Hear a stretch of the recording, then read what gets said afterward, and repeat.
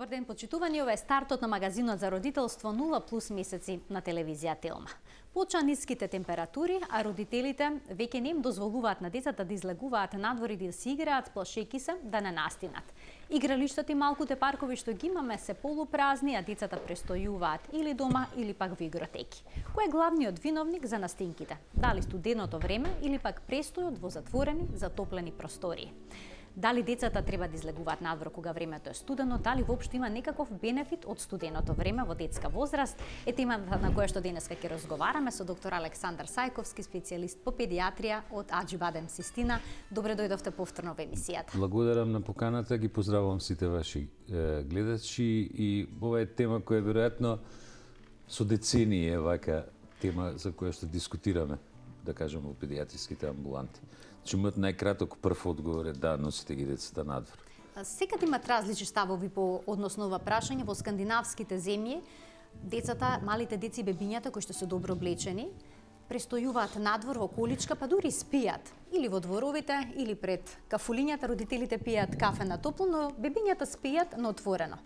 Кај нас таа слика е незамислива. Исто и во некои земји во Русија ги изнесуваат бебињата на тераса додека врне снег, верувајќи дека студот го стимулира имунитетот.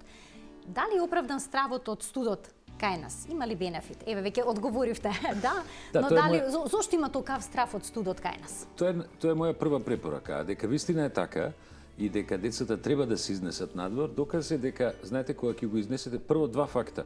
Детето има 6 пати, 7 пати поголем метаболизам од нас возрастните. Во тој метаболизам оно продуцира енергија. Знаете, оно троши 120 калории по 1 килограм телесна тежина. Тоа е 6 пати негде повеќе од колку ние. И во тоа метаболирање оно троши енергија и ослободува топлина.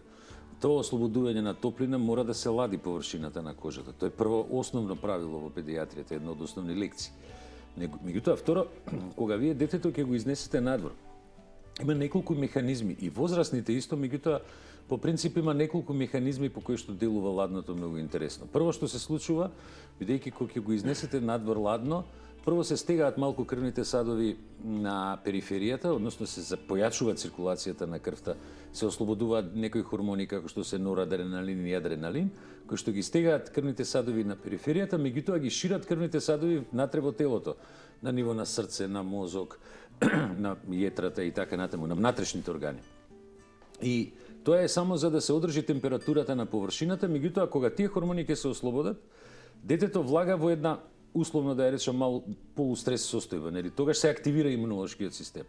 Еден од најпознатите механизми за активирање на имунолошкиот систем е да го изнесете детето надвор. И впрочем вие ќе видите дека точно да, факт е дека во сите скандинавски земји имате децата, тие се многу интересни земји затоа што таму децата спијат надвор и бебиња кои што се по 10 дена стари, минимум 1 саат се изнесуваат надвор, додека во исто време таму се исто тие земји каде што има и најмала потрошувачка на антибиотици и најздрави се. Впрочем, ако ги читате, сега една мала дигресија кога се децата па возрастните, во принцип и за возрастните и за децата летото е многу порискантно од колку зимата. Например, вие во лето имате еден цел куп на болести вирусни и бактериски кои што се шират, например западно-нилската треска, денга, она што се пренесува со комарците, тие ги немате например во зима. Исто така ширењето на некои бактериски инфекции е многу поизразено во лето отколку во зима. И во принцип во летото, например, као што се шират периферните крвни садови заради топлината, за да се лади телото, едноставно станувате помлитави, поопуштени, како да кажам, помалце на возрастните луѓе помалце им се работи. Единствено нешто што се шири, да кажам, некако повеќе во зима отколку во летото е вирусот на грипот. Вирусот на грипот А или Б типот на грипот и затоа се тие епидемии повеќе во зима отколку во лето. Но апсолутно е неопходно децата да се носат надвор, но подобро ќе спие после тоа, подобро ќе се храни, ќе има подобар имунитет и моја топла препорука е да не спијат децата во соба која е специјално греена. Нема потреба да се подига температурата во собите кај што спијат. Сепак игралиштата се празни, но големите трговски центри и затоплените игротеки се преполни со деца. Дали ризикот од разболување е поголем во овие затворени простори исполнети со луѓе? Апсолутно да. Значи, нормално е. Сосема е нормално да се ризикот од ширење на инфекции во затворени простории е секогаш поголем, затоа што вие имате една голема група на луѓе кои што се наоѓаат во релативно затворен простор, доста од нив или малку или доста од нив може да имаат некакви инфекции и лесно се трансферираат самите вируси и бактериите, да речеме, во една таква средина. За разлика од тоа, кога излезете надвор, тоа не може да има таква концентрација на микроорганизми. Јас, например, често пати го зборуваме тоа дека и во англиската медицина, не само во скандинавската медицина, е пракса да децата уште од бебиња се изнесуваат надвор. А она што ќе го видите кај нас, што е реално многу интересно, сега, дури и на ова ладно време сега, родителите доаѓаат во педиатриските амбуланти, облечени во панталони, кошува, джемпер, нешто, нели така, и некоја лесна јакна, а детето е облечено како да оди на 3500. Скафандер. Да, апсолутно. И плюс уште малтене цела јамболија стајана одозгора врз него. Нема потреба. Детето, например, зборам, го изнесете надвор, го прошетате, го вратите надвор, но не може да настине, не може за да направи инфекција, треба да биде у контакт со микроорганизам, а не со ладната температура. Има една работа што морам да ви ја кажам, што е пак за возрастната популација многу интересно сега, што може би ќе биде многу интересно. Во сите оние книги каде што се пишува за и едуцира за бизнис, нели, учење за бизнисот, пишува една многу интересна работа. Секаде пишува: излезите надвор навечер кога е ладно, прошетајте се, застаните у некој кафуле, напите се еден чај или кафе и вратите се дома. Мозокот ви работи побритко и подобро и сите добри одлуки тогаш се носат. Не се носат кога температурата надвор е 40 степени. И тоа е едно од вистините, затоа што мозокот функционира подобро кога е малце пониска температурата. Зборам, сите процеси се поактивни и интелектуалните процеси и меморијата е подобра. А колку време би можело да престојува надвор детето во првите 12 месеци од животот кога температурите се ниски? И треба ли некакви специјални подготовки пред да се изнесе надвор, особено новороденчето, од загреаниот, од затоплениот дом, директно на некоја температура која што е во близина на нулата? Забрана, ако сакаме у бројки малку, може? Секако. Ако сакаме у бројки, забрана за излагање надвор има тогаш кога температурата ќе падне под минус 23. Јасно. До минус 23 еден саат може слободно да се шета. Впрочем, и самото облакање ќе биде соодветно на температурата надвор. Не може исто да биде облечено детето на плюс 5 и на минус 10. Нели? Меѓутоа имате во предвид, значи кога го спомнавме скафандерчето преска. Несомнено е дека многу подобро ќе спие бебето, ќе биде многу помирно, дури и исхраната ќе му биде подобра ако го прошетате на пониските температури надвор. Се разбира, ние секогаш советуваме да шетањето надвор без оглед на студот биде повторно во овие периоди од денот, да речеме околу 11 часот, 12, 13 часот, сега не мора да биде тоа, нели што би рекле во 21 часот или 22 часот навечер. При тоа, ако вие отидете во сите, например, ако отидете во западноевропските скијачки центри, ќе видите дека уште од 9 саат наутро бебињата се шетаат, зборам бебиња месец, 2, 3, нели, се шетаат со родителите со колички по скијачките центри. Тоа е од една страна добро затоа што имаме чист воздух, дишење на чист воздух, чистење на плуќата, што би рекле народски.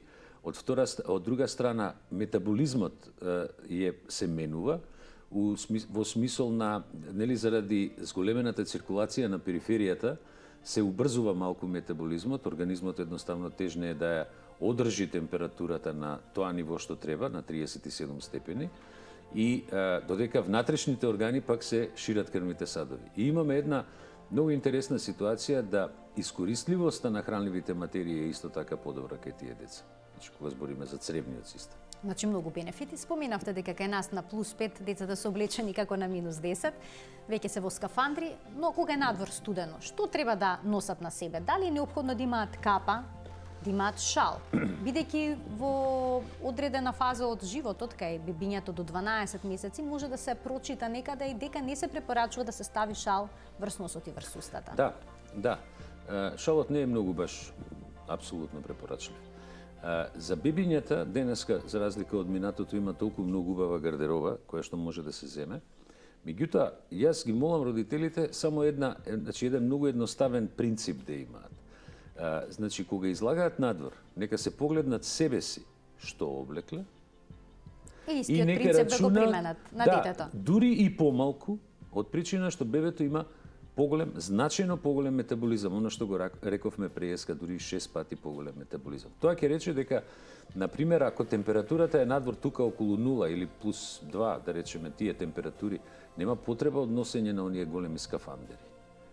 Скафандерите се за температури под нулата, да речем минус 2, минус 5, минус 10. Они се модерниве скафандери кои денеска се носат, се навистина извонредно направени, многу од нив, и ја штитат температурата на телото, не дозволуваат да се губи и затоа у принципи нема потреба да се ставаат шалови. Шалот кај бебето нема да доведе до затоплување посебно, стравот е да не дише ладен воздух, па дишењето на ладниот воздух да не настине детето или да не кашла. Не, од ладниот воздух, ако е болно детето, ако има настинка, ако има грип, ако веќе има кашлица, може да биде надражај да прокашла малце, меѓутоа брзо се смирува. И впрочем, ова морам да го споменам, значи кога ќе ги качите децата, например, на планина, пуштите ги првите 2-3 дена слободно што поише надвор. Ќе видите дека ладниот воздух го влече секретот од носот. Они едноставно, ако имаат, речеме, ако се деца од 2, 3, 4, 5 години имаат такви инфекции на горни дишни патишта, едноставно се чисти секретот, се исфрла целиот секрет и одеднашка после ден-два оно престанува да кашла, ако кашлало претходно. Така да ние им советуваме на родителите, бидејќи Скопје е релативно загаден град, доста загаден град, во тек на денот да ги качат децата на водно, над средно водно, таму каде што веќе нема магла, и едноставно да ги остават малце да дишат чист воздух, ама да не се претрупани. Така. И уште една работа, една голема грешка што се прави. Кога бебето се облака и се става во транспортер, по правило се облакаат чорапчиња, па се облакаат шпилхозни, па се облакаат скафандери, па се става кебенце. Тие чорапчиња на тоа дете не му требаат. Значи, една од тие работи кои што не му треба. Истото важи и за лето, сега да не биде да збориме за топлата температура. Претоплувањето може да биде проблем за малите бебиња. И ова е проблем ако се бебиња. претоплуваат бебињата. Значи, не треба да се претоплуваат. А што е со студеното време и студените пијалоци, сладоледот? Дали тие може исто така да бидат причина за настинка, за разболување кај детето? Ова се насмеав, морам да ви кажам искрено, затоа што е нешто што можеби некои гледачи нема да се согласат со мене, но тоа е факт во медицината. Никако знаете, овие балкански простори, не сакам да кажам Македонија, меѓутоа овие балкански простори, само кај нас некако луѓето ги фаќа половина од промаја и грло од ладен сок или ладен пијалок. Ние стално ги советуваме родителите, значи верувате стално, дури и оној период кога ќе дојдат децата 8, 9, 10, 12 месеци, значи кога се у фаза кога јадат поголем број на храни, ги советуваме да не се либат од тоа да им дадат на децата да јадат сладолед во зима. Не во лето, во зима. Знаете, кога ќе го ставите сладоледот во една здела, да речеме, млечен сладолед зборам, не она вода замрзната. Кога ќе го ставите, кога ќе почне да се растопува, он доаѓа на негде ниво од плюс 8, плюс 9 степени, самиот сладолед. Тој е добар и тој не може да направи никакви тегоби на ниво на грлото, али го стимулира кога го јадете сладоледот, кога му го давате на бебето, значи бидејќи е знатно пониска температурата негова од температурата на телото, која е реално 37, во еден момент се лади малку грлото и онда организмот реагира веднашка со промена на циркулацијата и прокрвување на подобро ниво. Дел од крвните садови се стеснуваат, се засилува циркулацијата, али се стеснуваат крвните садови, ја менјаме температурата на устната шуплина и на тој начин се уништуваат еден добар дел од бактериите. Значи судот е всушност најдобар стимулатор на имунитетот. По принцип е еден од најбитните стимулатори на имунитетот. Сакам само да напоменам дека зошто тој може да биде многу важен. Видите, устната шуплина на детето има повеќе микроорганизми отколку што има луѓе на планетава Земја. повеќе. Значи, ние сме по принцип во една симбиоза со живот со микроорганизмите. Ние имаме, чисто една мала дигресија, само да ви кажам, една симбиоза, секој од нас живее со 100 трилиони пријатели. Толку имаме разни вируси и бактерии на нашата површина на кожата или во внатрешноста на телото, во дишните системи или во цревото. И ние сме во една перманентна симбиоза. Во момент кога заради X причини ќе падне малку имунитетот, кога ќе почне да се множат патогените бактерии, еден од добрите начини да ги уништите во грлото е да му даете на детето да јаде сладолед. Ето, ова е еден одличен совет кој што новие простори ретко кој го применува. Што се однесува до настинките, која е нивната позадина основа? Дали е студеното време или пак сепак зад нив стојат вируси и бактерии? Вирусите, дефинитивно. Знаете, настинка, грип, значи тоа се има повеќе типови, морам да ви кажам, има повеќе типови на вируси. Значи, класичниот грип е вирусот на инфлуенца, А или Б, нели?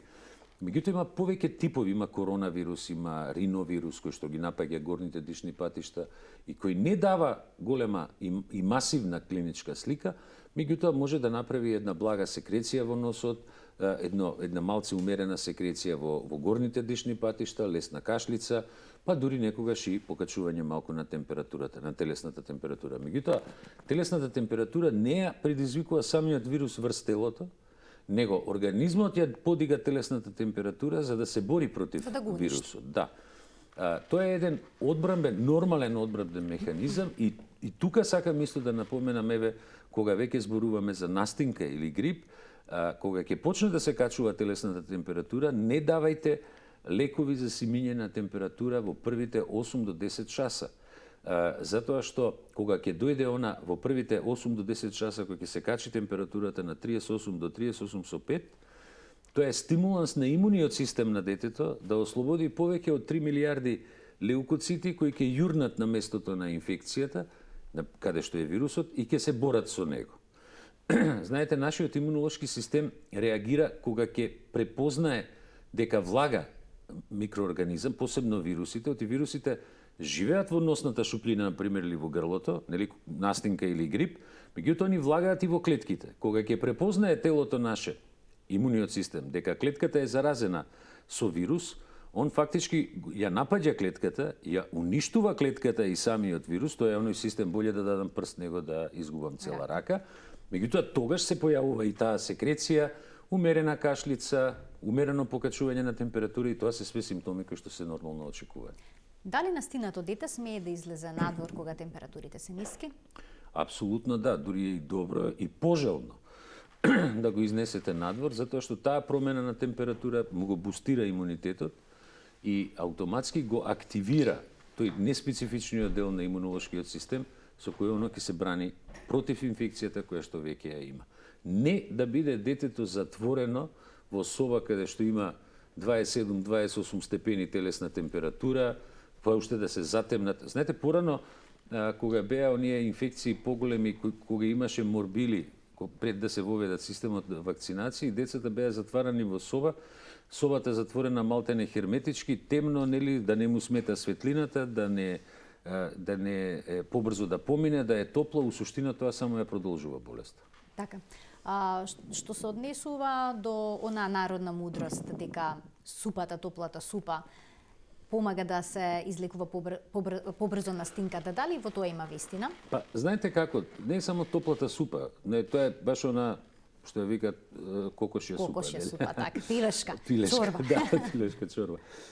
Тоа е исто и со чајовите. Значи, со сите топли напитоци, по принцип, кога ќе ги земете во фаза кога сте со настинка, во прв момент кога го пиете, оно ви прави лагодно ви е, пријатно ви е во грлото, меѓутоа во основа топлите тие напитоци сепак ги шират крвните садови таму и не така ефикасно ги убиваат микроорганизмите како малце поладната температура. Така еден рецепт за здраво дете во зимски период. Што поише надвор? Јас навистина топло им советувам на родителите, ќе видат.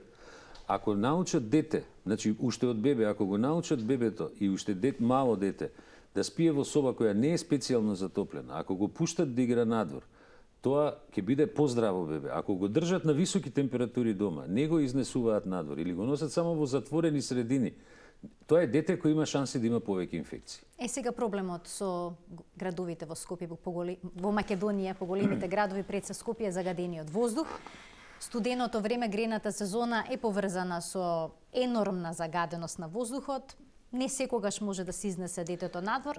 Во случај кога не е премногу загадено, дали треба да се изнесува бебето и детето надвор со маска на лицето? Еве еден совет. Знаете како, ако немаме некое посебно загадување, тие маските и не помагаат многу, а оние стандардниве маски, оние маски кои што може да помогнат, многу тешко можете на бебе да му ги ставите, оно ќе има нервоза, нема да може да ја држи таа маска. Значи сепак децата нема да може да трча, дете кое е предшколско например, ако збориме за таа возраст. Сигурно дека најдобри мерки се да се намали аерозагадувањето, тоа не е спорно, тоа е најдобар механизам, меѓутоа во сите фази кога нема големо загадување, носите ги децата во паркови, носите ги, ако збориме за Скопје, качите ги на водно. На водно, кој ќе се качите, веќе и сонце грее, нели? Так. Таму е температурата не, ако е во Скопје -5, таму ќе биде сигурно околу нулата, кој ќе се качите над облаците над маглата. Над маглата, уствари. Одлични совети, препораки за родителите, па и за бабите и дедовците кои што имаат внуци, значи да не ги чуваат децата дома на презатоплено, слободно да ги изнесат надвор на ниските температури. Тие може да го стимулираат имунитетот, само може да има бенефит од него. Доктор Сајковски, навистина ви благодарам што повторно бевте наш гостин. Се надевам дека наскоро ќе бидете повторно гостин во ова студија. Благодарам многу. Тука го заокружуваме денешното издание на 0N+, се гледаме секој работен ден во рамки на утринската на Телма. До гледање.